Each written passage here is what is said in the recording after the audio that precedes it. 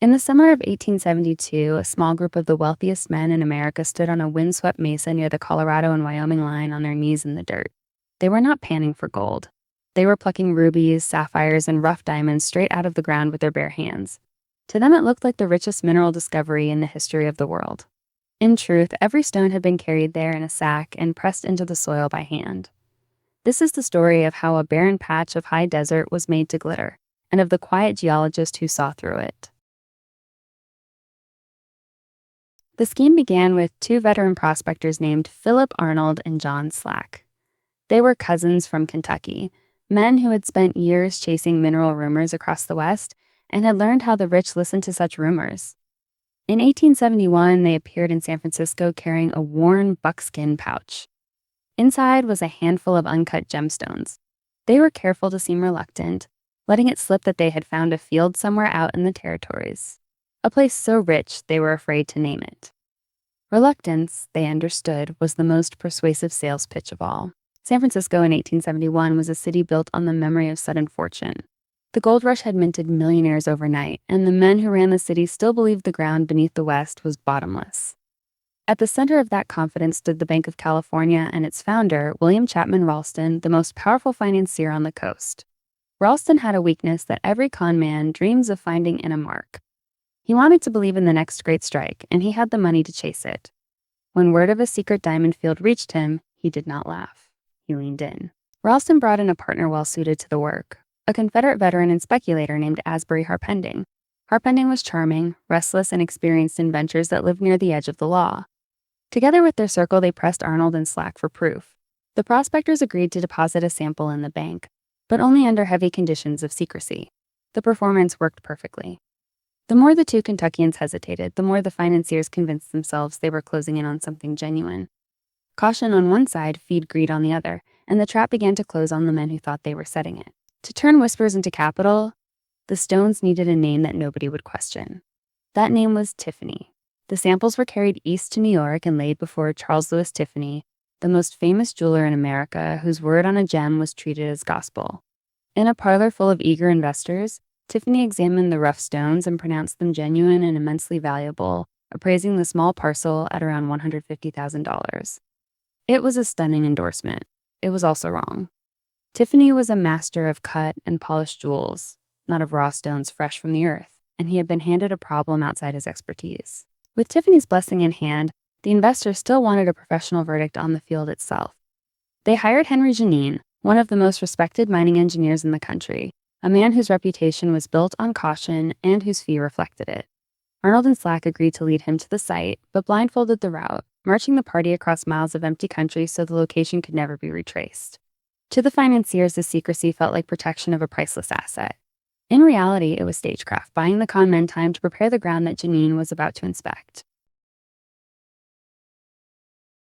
What Arnold and Slack had done was an old prospector's trick raised to a fine art.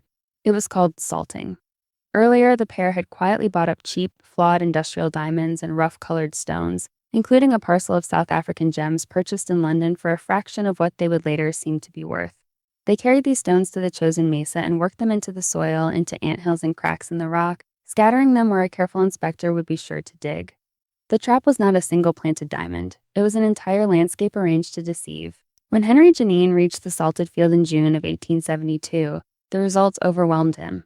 Everywhere the men dug, they found gems. Diamonds, rubies, sapphires, all mixed together in a single patch of ground. Janine staked claims for himself, certain he was standing on a fortune, and reported back that the field was wonderfully rich. His endorsement was the final seal the investors had wanted. A cautious expert, hired precisely to protect them from fraud, had instead become the fraud's most valuable witness. The performance had been so thorough that the safeguard itself was now telling them to invest.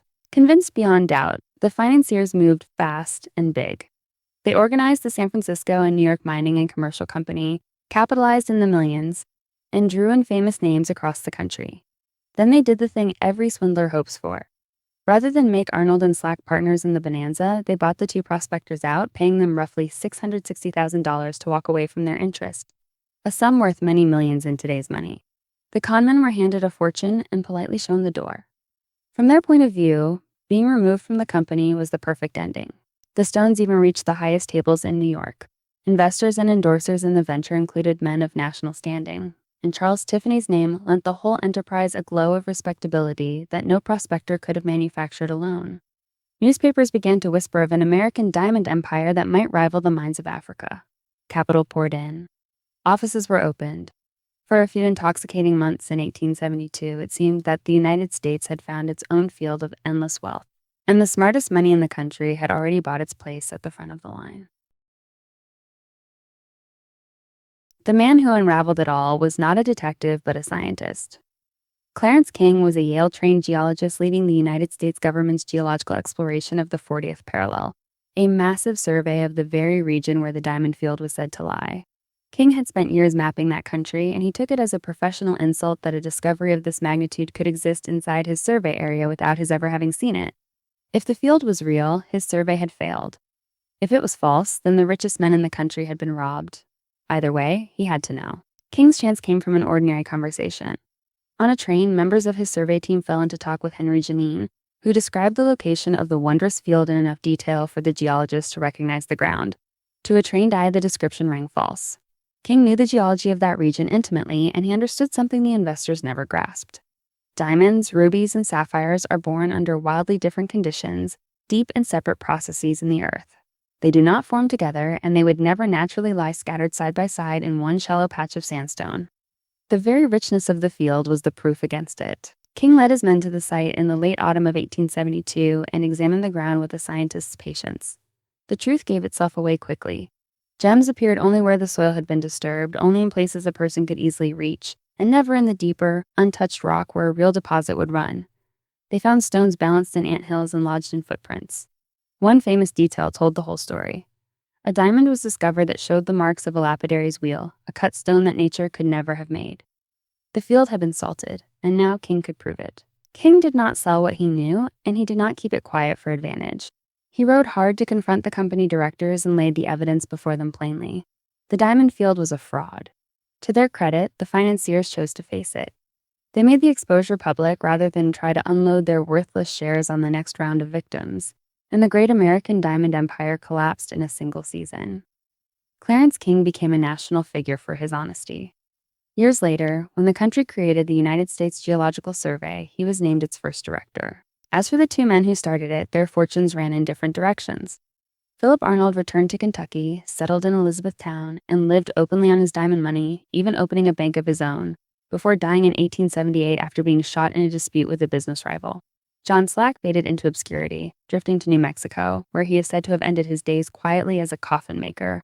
They had pulled off one of the most audacious swindles of the 19th century, salting an entire mountainside, and they were undone not by a lawman but by a geologist who simply knew that the earth does not lie the way men do.